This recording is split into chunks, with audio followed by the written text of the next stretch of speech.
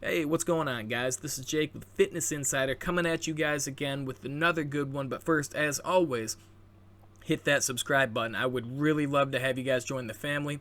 And I do want to give a special thanks to everybody that has been subscribing, liking the videos, getting involved in the comment sections in a positive way. You guys truly are awesome. I love you guys, man. It really does mean a lot. I cannot say that enough. So I really do enjoy talking with you guys. So definitely keep it up.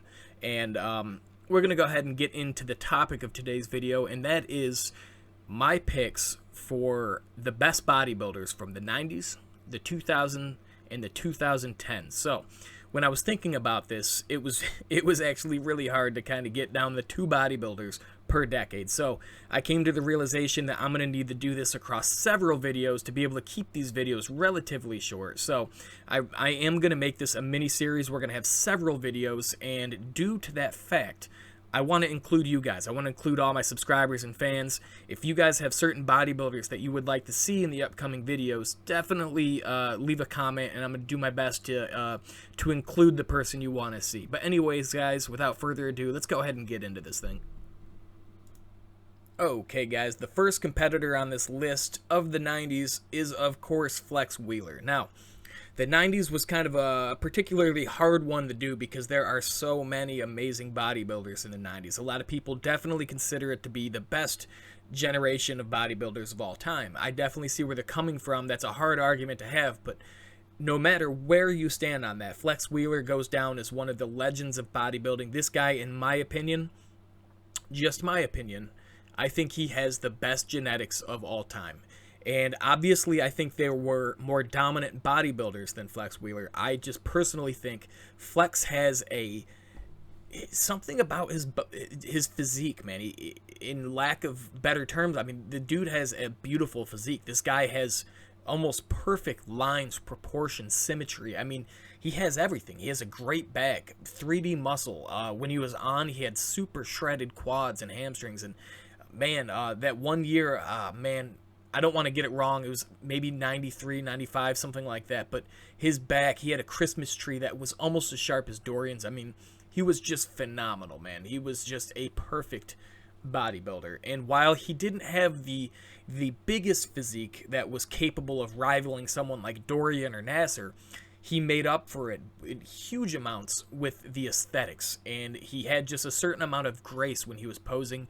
Definitely drew the attention of people, and he will always go down as one of the best bodybuilders of all time, especially of the 90s. Okay, and we all knew this was coming. The second competitor we're going to talk about from the 90s is, of course, the Shadow, Dorian Yates. Now, this guy literally changed bodybuilding forever.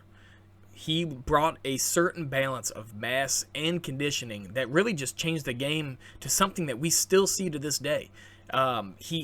The biggest thing that Dorian brought was his back. This guy has literally to this day top 1, 2, or maybe even top 3 backs in the world. Me saying top 3 is actually doing him a disservice. A lot of people have him firmly as the best back of all time. Some people put Ronnie Coleman up there. I personally put Ronnie Coleman, Dorian, and Phil on that #1 spot because they all have different attributes that are amazing. But the thing that sets Dorian apart is the dense, granity, hard look of his muscle. His back was so intricate and hard that's why people say it looked like granite. And then on top of that, you put on the super defined quads in the flaring lats that go down to a pretty tight midsection for a guy of his size, in his earlier years anyways. He had basically one of the most unbeatable physiques of this time, and this is why he went on to be a 6-time Mr. Olympia winner. And he still won Olympias with torn muscles. Now, we can all debate how we feel about that. I personally think that one year Nasser should have beat him. That's just my opinion. I have no problem with Dorian winning it because it was that close. And for a guy to come in off, not at his best with torn muscles, and still be insanely competitive against guys that are in the toughest lineup basically ever, that says something about the legendary status of this guy. So Dorian Yates, of course, deserves a spot on this list. Okay, and switching decades, we're going to move into the 2000s, and the first competitor in this decade is, of course, Jay Cutler. This is one of my top favorite bodybuilders of all time. I love the guy. I think he's phenomenal. He has a huge following on social media. He gets involved with all of his fans, and you know what? I've personally never met the guy, but I've heard a lot of good from fans. I heard that he will literally not leave a conference or a meeting with like a meet and greet until every last fan has gotten a signature or a talk or whatever they wanted. I heard this guy gives everything to the fans, and for a guy in a role to be a Mr. Olympia, a 4-time Mr. Olympia, a busy guy with stuff going on outside of his main job as a bodybuilder, to give all that time to the fans, that really speaks volume to the person he is. He's definitely one of the biggest ambassadors the sport's ever known, and he's just a phenomenal guy all around. And speaking of the physique, I mean, look at his back right here, okay? Well, while he was going up against one of the best backs and just best bodybuilder, the best bodybuilder of all time, Ronnie Coleman, maybe certain attributes about his physique were shadowed in that sense. But, I mean, if you really get down to it, the guy had almost zero weaknesses, and he was very well proportioned for a guy of his size. He had a maybe kind of a wider midsection, but some of the best shredded abs on a guy that was a mass monster. And then on top of that, he has literally some of the best legs ever.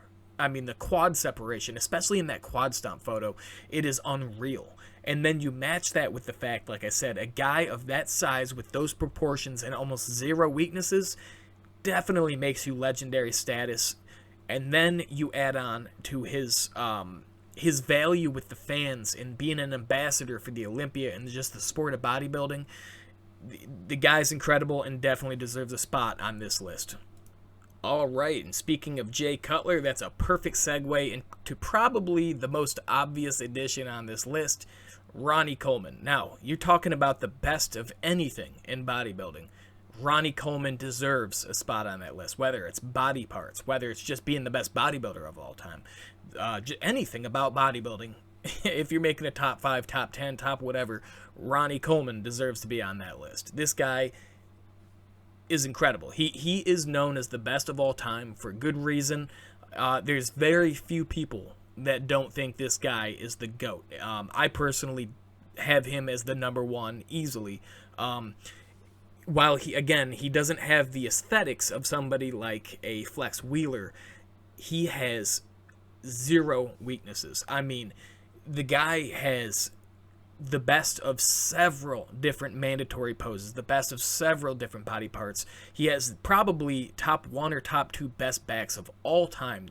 Him and Dorian take that 1 or 2 spot, and his Christmas tree was insane. His lats were super wide, super thick, and super shredded. He had the biggest shredded glutes of all time. He had crazy hamstrings that were fully separated, that you could see the fibers. I mean, the guy trained like a beast. He's one of the strongest bodybuilders of all time. He's tied for the most consecutive Olympia wins of all time. I mean, just look at this photo right here. If that doesn't show you that this guy is the GOAT, I don't know what will. I've never seen anything like that. The only person that even kind of pulls close to that is somebody like maybe Phil Heath or Kai Green in that particular pose, but even those guys don't compare to Ronnie Coleman. Ronnie Coleman's too much for anybody to handle, and that is why he takes the number 1 spot on any list. Okay, guys, and switching decades, we're going to move into the final decade, the 2010s, and of course, Kai Green takes a spot on this list. Now, Kai Green did not win a Mr. Olympia, but he did win several Arnold Classics, and on top of that, he has one of the best physiques that this decade has to offer. He has several standout body parts, and then put those together, he has a very complete body. I mean, he has a couple holes. He's not perfect, nobody is, but he approaches that perfection level. I mean, if you just look at his body right here, look at the back. The back alone deserves a spot here. I mean, his legs, his hamstrings are super just thick and hanging low. His quad sweep is insane, and the separation in the quads and the feathering. His back, he has some of the best back development I've ever seen. Super crazy lower back really big peaky biceps, striations in the triceps, thick full chest, and especially during his earlier years, had a very good tapered midsection. I mean, he had everything. And then you throw on top of that the fact that he was probably one of the most expressive, decorated posers.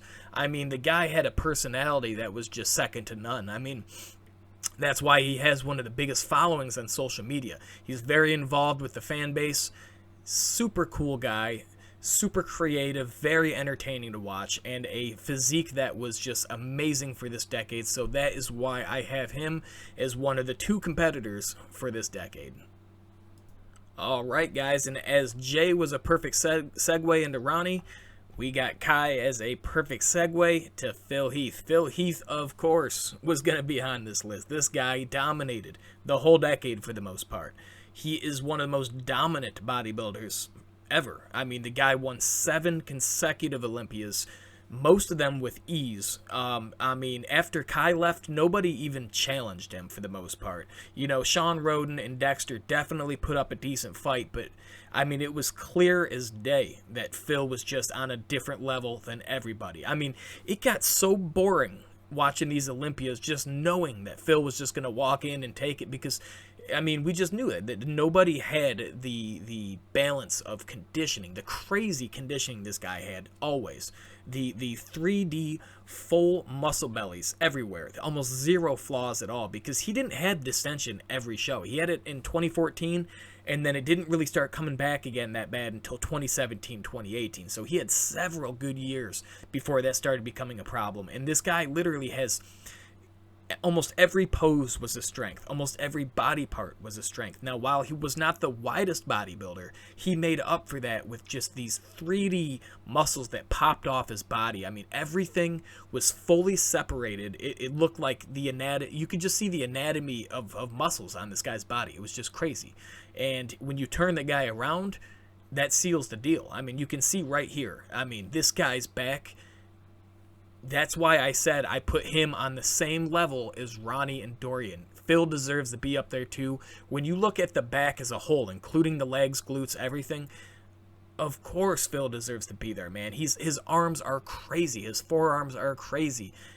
His back is one of the craziest looking backs I've ever seen. And then you throw on the insanely shredded glutes, good calves, good, amazing shredded hamstrings. I mean, dude, of course Phil Heath is on this list. And I really hope the guy comes back. I don't think he's finished yet, but I guess we'll see what happens with that. But anyways, guys, I'm going to head and close this one out. And I will go ahead and emphasize again that I'd love to hear your guys' input if you guys want to see certain bodybuilders, because I'm going to have to make at least 2 or 3 more of these videos to kind of cover a lot of the stars of these 3 decades. And I may even do a couple decades before that.